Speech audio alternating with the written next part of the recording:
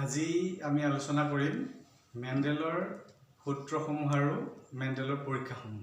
প্ৰথমে আমি পৰীক্ষাসমূহ আলোচনা কৰিম, তাৰপিছতে সেই পৰীক্ষাকেইটাৰ পৰা তেখেতে উলিওৱা তিনিটা সূত্ৰ, সেই তিনিটা সূত্ৰৰ বিষয়ে আমি আলোচনা কৰিম। খুব সোনকালে কৰিবলৈ বিচাৰিছোঁ, তোমালোকে বুজি নাপালে পিছত মোক ক'বা। তেতিয়া মেণ্ডেলৰ পৰীক্ষাসমূহ, মেণ্ডেলে দুই ধৰণৰ পৰীক্ষা কৰিছিল, এক সংকৰ পৰীক্ষা আৰু দ্বিসংকৰ পৰীক্ষা।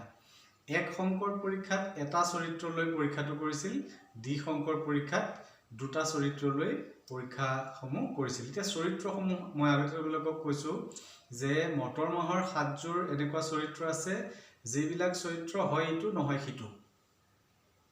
এটা যদি চৰিত্ৰ ধৰি ল'লোঁ, উদাহৰণস্বৰূপে ওখ হয়, কাণ্ডৰ দৈৰ্ঘ্যৰ চৰিত্ৰটো যদি লওঁ আমি, কাণ্ডৰ দৈৰ্ঘ্য হয় দীঘল হ'ব বা ওখ হ'ব, নহ'লে চাপৰ হ'ব, তাৰ মাজত তাৰ মধ্যমত একো নহয়। গতিকে সেই চৰিত্ৰ 7যোৰ চৰিত্ৰ আছে। প্ৰথমে আমি এটা উদাহৰণ হিচাপে লৈ পেলাই কৰিম, তাৰপিছত আমি বেলেগ বেলেগ উদাহৰণ কৰিম। এতিয়া প্ৰথম আমি লৈছোঁ, এতিয়া প্ৰথম এক সংকৰ পৰীক্ষাত মেণ্ডেলে কি কৰিছিলে, এজোপা ওখ গছ লৈছিলে আৰু এজোপা চাপৰ গছ লৈছিলে। সম্পূৰ্ণ ওখ আৰু সম্পূৰ্ণ চাপৰ গছ দুজোপা লৈছিলে। আমি ওখ গছজোপাক লিখিম কেপিটেল টি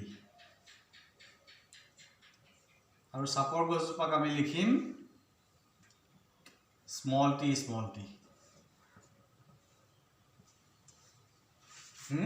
এতিয়া এই ওখ আৰু চাপৰ গছৰ পৰাগণটো স্বপৰাগণ হ'লে নহ'ব, ইটৰ পৰাগণ কৰিব লাগিব, ইটৰ পৰাগণ।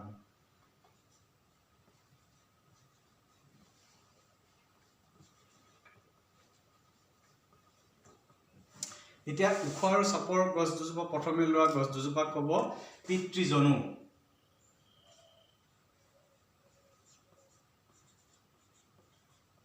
বা পি মানে পেৰেণ্টেল জেনেৰেশ্যন। ইয়াৰ পৰা এতিয়া জনন কোষৰ সৃষ্টি হ'ব, জনন কোষ। জনন কোষ কেপিটেল টি আছে, গতিকে ইয়াৰ পৰা কেপিটেল টি ধৰণৰ জনন কোষে সৃষ্টি হ'ব। কেপিটেল টিটো মই নীলা ৰঙেৰে দেখুৱাইছোঁ আৰু স্মল টিটো ৰঙা ৰঙেৰে দেখুৱাইছোঁ। এতিয়া ইহঁত দুটাৰ মিলনৰ ফলত, মানে প্ৰজননৰ ফলত কি সৃষ্টি হ'ব চোৱা, কেপিটেল টি আৰু স্মল টি। কেপিটেল টি আৰু স্মল টি গছৰ সৃষ্টি হ'ল। এতিয়া এই কেপিটেল টি আৰু স্মল টি যে গছ সৃষ্টি হ'ল, সেইটো কম প্ৰথম অপত্যজনী।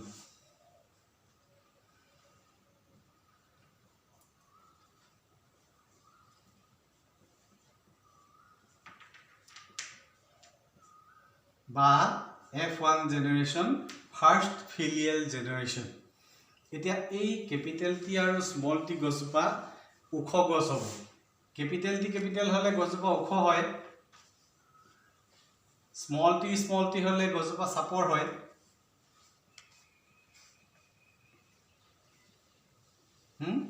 এতিয়া সেই কেপিটেল টি গছজোপাৰ এটা কেপিটেল টি পিতৃৰ পৰা অহা আৰু আগটো কেপিটেল টি মাতৃৰ পৰা অহা। তেনেকৈ স্মল টি গছজোপাৰ স্মল টি এটা পিতৃৰ পৰা অহা আৰু আগটো মাতৃৰ পৰা অহা। এতিয়া এই জনন কোষকেইটা সৃষ্টি হোৱাৰ ফলত, পিতৃ আৰু মাতৃৰ জনন কোষৰ মিলনৰ ফলত কেপিটেল টি স্মল টি এইজোপা গছৰ সৃষ্টি হ'ল। এইজোপা সংকৰ গছ আৰু সেই গছজোপা হ'ব বিষম যুগ্মজাত। কেপিটেল টি হ'লে বা স্মল টি হ'লে সমযুগ্মজাত হয়, আৰু এতিয়া দুইটা বেলেগ বেলেগ যে, সেইটো কাৰণে এইজোপা গছ হ'ব বিষম যুগ্মজাত, কিন্তু গছজোপা হ'ব ওখ গছ।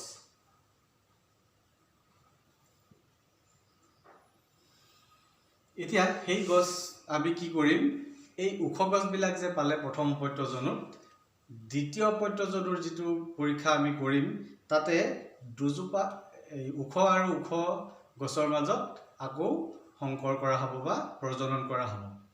এই ওখ আৰু ওখ গছকেইজোপা স্বপৰাগণ হ'লেও হ'ব বা ইটৰ পৰাগণ হ'লেও কথা নাই, কিন্তু স্বপৰাগণ কৰে সাধাৰণতে।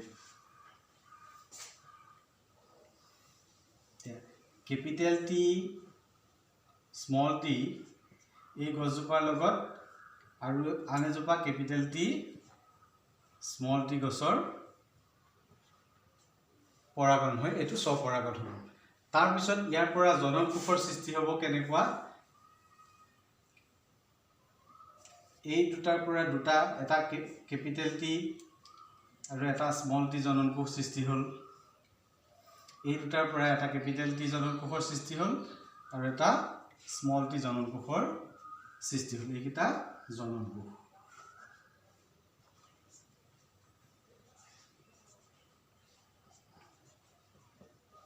জনন কোষ কিটাক আমি এনেকে গোল গোল কৰি দিম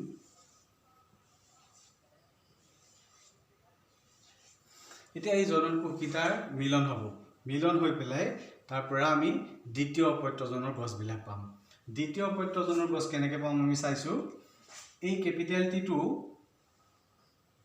এইটো ক্যাপিটেল টি লগত লগ লাগিলে এই গছজোপা হ'ব ক্যাপিটেল টি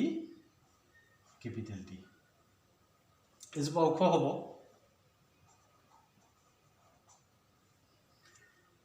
এই ক্যাপিটেল টি টো এই স্মল টি টোৰ লগতো লগ লাগিব তেতিয়া সেইজোপা গছ হ'ব ক্যাপিটেল টি স্মল টি তাৰ পিছতে এই স্মল টি গছজোপা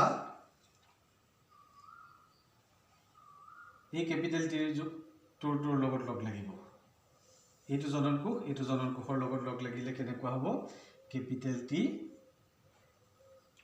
স্মল টি এই ক্যাপিটেল টি স্মল টি এই গছজোপা বিষম যুগ্মজাত হ'ব আৰু এই গছজোপা কি হ'ব ওখ হ'ব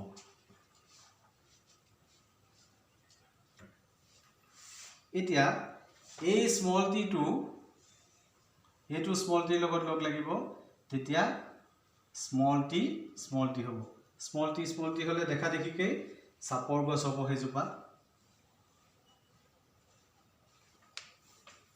এতিয়া আমি ওখ আৰু সাপৰ গছৰ অনুপাত এটো দ্বিতীয় পত্যজনো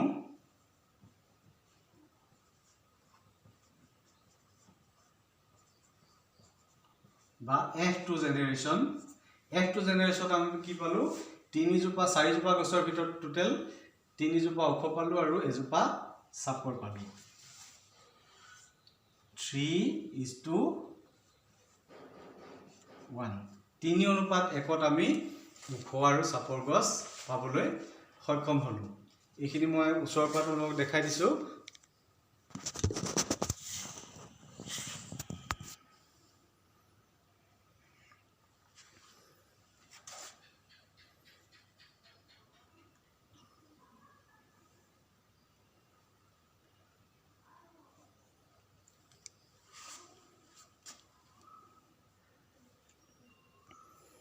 এতিয়া আকৌ এবাৰ মই কৈ দিছো পিতৃজনু পি জেনাৰেশন ওখ আৰু সাপৰ দুজোপা গছৰ ইটৰ পৰাগন কৰা হ'ল তাৰ পৰা দুই ধৰণৰ জনন কোষৰ সৃষ্টি হ'ল এই জনন কোষ এটা ক্যাপিটেল টি আৰু এটা স্মল টি আৰু সেই প্ৰথম অপত্যজনত আমি ক্যাপিটেল টি স্মল টি গছ কিজোপা পালো এতিয়া দ্বিতীয় অপত্যজনলৈ যাবলৈ কাৰণে এই ওখ যে গছ সৃষ্টি হ'ল প্ৰথম অপত্যজনত সেই তাৰে মাজত আমি স্বপৰাগন ঘটাম আৰু এই স্বপৰাগনত আমি ঘটাবলৈ যাওতে দুজোপা ওখ গছৰ মাজত সংকৰণ পৰীক্ষা কৰা হ'ব বা প্ৰজনন কৰা হ'ব পৰাগন কৰা হ'ব তাৰ ফলত আমি দুই ধৰণৰ জনন কোষ পাম কিন্তু আমি চাৰিটাকে এনেকৈ লিখি লম ক্যাপিটেল টি প্ৰথম জোপাৰ পৰা ক্যাপিটেল টি আৰু স্মল টি পালো আৰু দ্বিতীয় জোপা গছৰ পৰা ক্যাপিটেল টি আৰু স্মল টি পালো এতিয়া এই চাৰিটা জনন কোষ হৈ গল চাৰিটা জনন কোষৰ বিভিন্ন ধৰণৰ মিলনৰ মিক্সিংৰ ফলত কি হ'ব